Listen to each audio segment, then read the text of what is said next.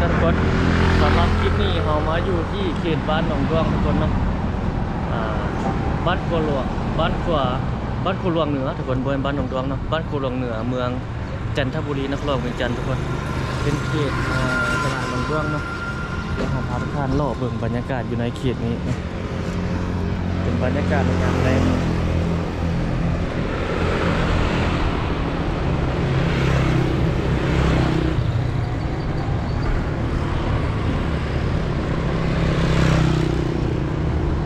เป็นบ้านโคหลวงเหนือเนาะเมืองจันทบุรีทุกคนอันนี้เป็นร้านค้าเขาเจ้าที่บริษัทสมบูรณ์การค้ามาอัปเดตทุกคนเคยถ่ายหลายเทื่อแล้วแต่ว่าคลิปนี้มาอัปเดต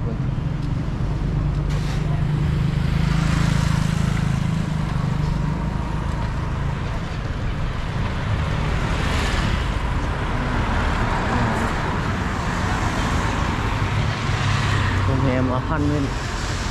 ร้านค้าของคนจีนอันนี้มินิมาร์ทจีนไกลกุดจีนเนาะจะประมาณนี้ทุกคนขายเครื่องเกี่ยวกับกุดจีนโอ้นี่สร้างสำเร็จนี่เอาคีย์ทีมาล่อเบิ่งบรรยากาศเป็นโรงแรมเนาะน่าจะเป็นโรงแรมไหนทุกคน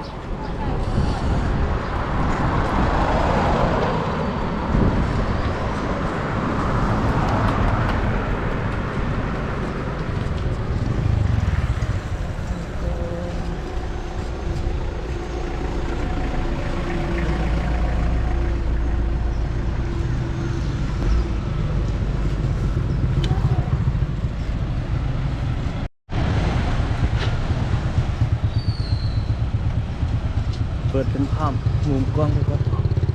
นี่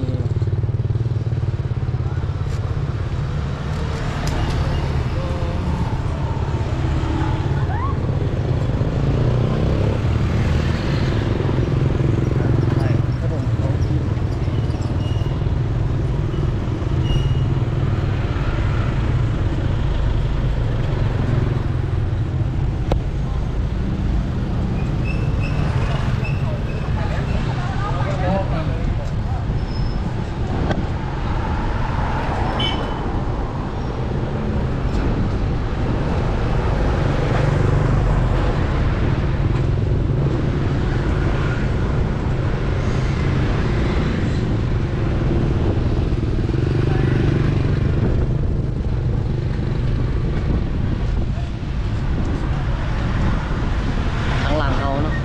ตึกนี่ยังหลายๆทุกคน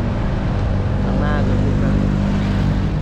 เขตเศรษฐกิจของคนจีน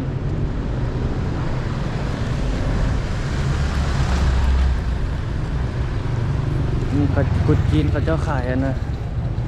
อันนี้เนาะหมากเวงจีนเทศกาล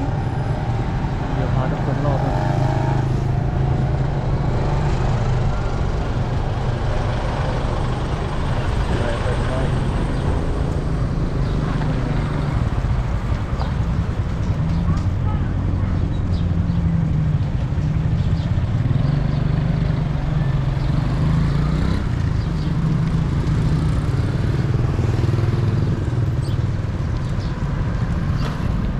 เขตเศรษฐกิจที่ดีจุดหนึ่งอยู่ในเขตนี้ทุกคนเนาะเขตเมือง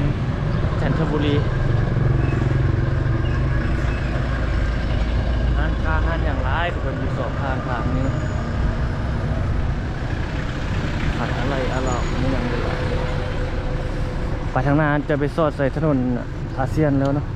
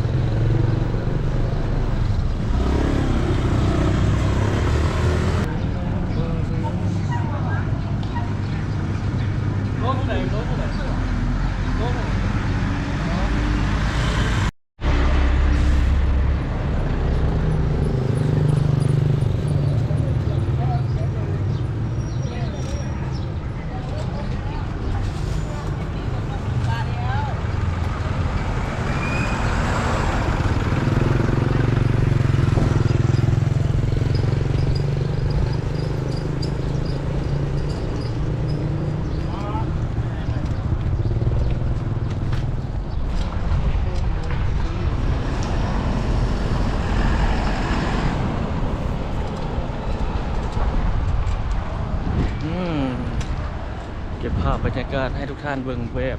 สดๆทุกคนเนาะถึงการเปลี่ยนแปลงที่เกิดขึ้นในปี 2024เนาะเป็นเขตวานเขตหนองดวงทุกคนบ้านเฮือนขายเครื่องมันอย่างต่างๆก็ประมาณนี้เลยทุกคนเนาะในเขตนี้ยังบ่ทันเปลี่ยนแปลงไปหลายเนาะยังคล้ายคือกับคลิปที่ผ่านมาที่เราเคยถ่ายหลายคลิปผ่านมานะ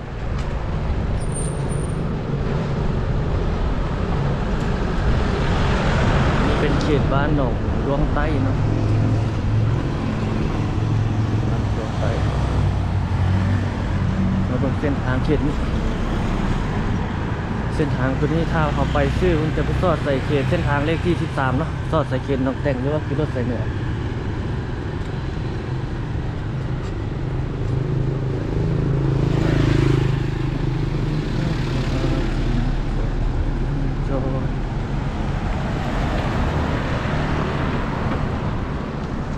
หนาวทุกคนอยู่ที่นครหลวงเวียงจันทร์วันนี้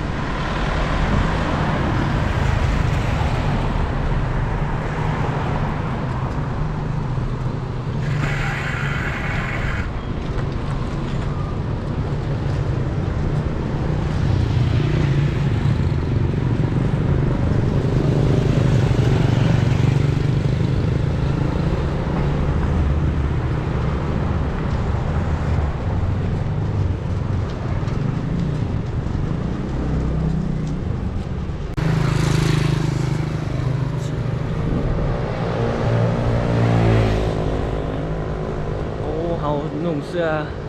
แขนสั้นนะทุกคนรู้สึกเย็นนะวันก็กล่องเขาเจ้าเป็นเปิดมีห้านค้านำเนาะแล่นรถนำแบรนด์เขาเจ้าเดียวนี่มีค่ายมวยด้วยทุกคนนี่ตรงนั้นเนาะมวยกังฟูอยู่ลาวเป็นส่วนมวยจีนเป็นสาขาอยู่ลาวกังฟูจีนเขาเจ้ามาเปิดโรงเรียนอยู่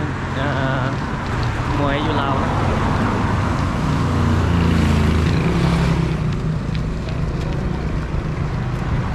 พูดทางหน้าเขาได้มีนะทุกคนมีต้นกล้วยมีเนาะโอ้ฟ้าบดกันนี่เนาะคือฝนสิตกนี่ทุกคนบนนั้นมีห้านเฟอร์มีอย่างเนาะตอนนี้เขาขี่รถถีบอัปเดตถ่ายเก็บภาพบรรยากาศให้ทุกคนได้ดู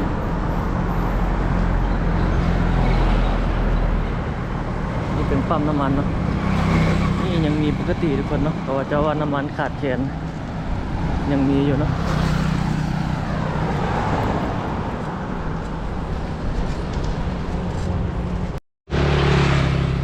อันนี้จะเป็นห้างค้าของคนจีนพวกนี้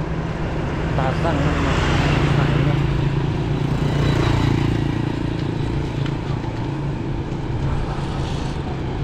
นี่เป็นห้างซ่อมแปลงรถนี่น่าจะเป็นของคนจีนว่าทุกคนมีภาษาจีนเขตนี้มันเขตจีนอยู่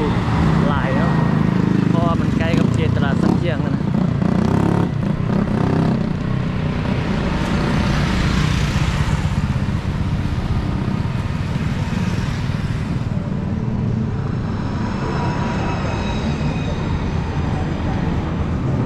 อาหารอย่างไร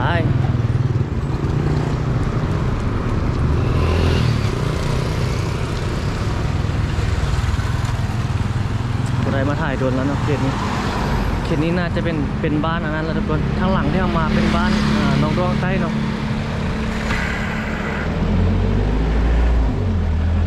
เขตนี้น่าจะเป็น บ้านดงน้ำโศกแล้วเดี๋ยวเขาหนองดงเหนือทุกคนเนาะยังขึ้นไปกับบ้านหนองดงเหนือเถอะนี่เขาเห็นปลาอยู่เบื้องนั้น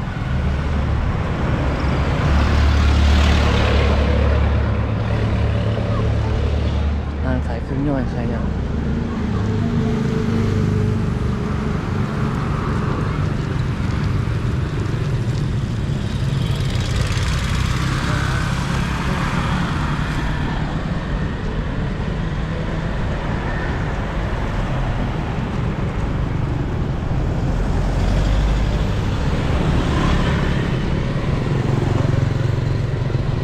วันไหนนี่มีร้านอาหารนั่งอยู่นั้นเลยทุกคน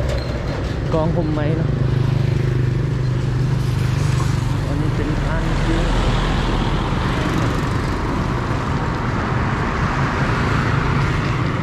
มีเห็ดใหม่นี่คนดูละเนาะเป็นร้านเขาเจ้าเห็ดใหม่เปิดใหม่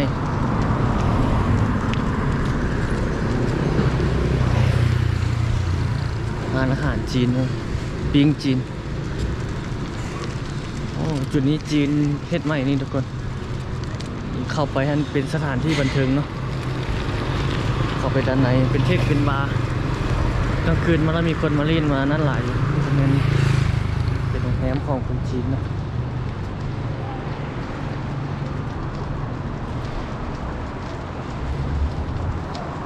เขตนี้มันจีนพัฒนาหมดทุกคนจีนคนลาวแต่ว่าคนจีนเขาเจ้ามาเศร้าเฮ็ดธุรกิจเนาะธุรกิจมันอย่างต่างๆมันของคนจีนเนี่ยเศร้าดินคนลาวเขาแล้วนั่นให้เขาเศร้าเราไปอยู่เขตนอกเนาะเอาเงินเดือน เอาเงินเศร้าเงินนั้นแล้วมันไปซื้อดินซื้ออย่างปลูกเงินปลูกนั่นอยู่เขตนอกเขตนาเพิ่นเนาะในเมืองคนจีนเขาเจ้าเข้ามาค้าขายอยู่มีดินแต่บ่มีทุนเฮ็ดก็คือเก่าเนาะทุกคนเนาะมีดินเอามีดินแต่บ่มีทุนเฮ็ดทุนสร้างโอ้อันนี้เป็นรถเมล์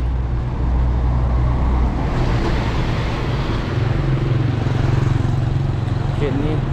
ของจีนล้วนๆเลยทุกคนนี่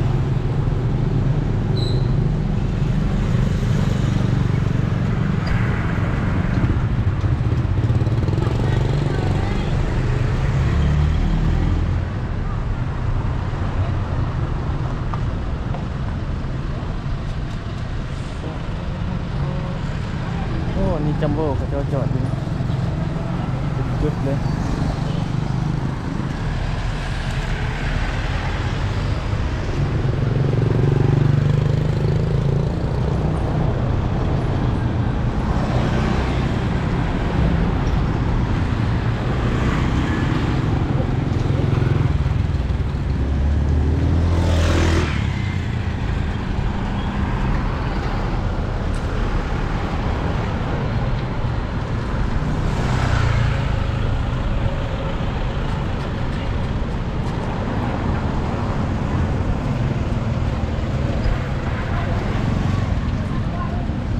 เป็นโรงแรมของคนจีน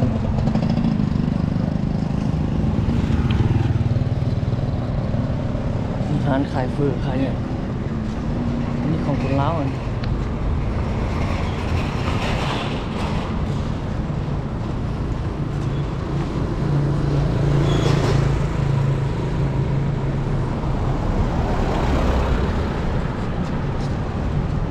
ประมาณนี้ทุกคนเนาะสำหรับที่นี่ขอบใจทุกคนที่เข้ามาติดตามรับชมทุกคนเอาอัปเดตให้ทุกคนได้เบิ่งในเชนนี้ก็สิประมาณนี้เนาะแล้วพบกันใหม่ในวิดีโอถัดไปทุกคนสบายดี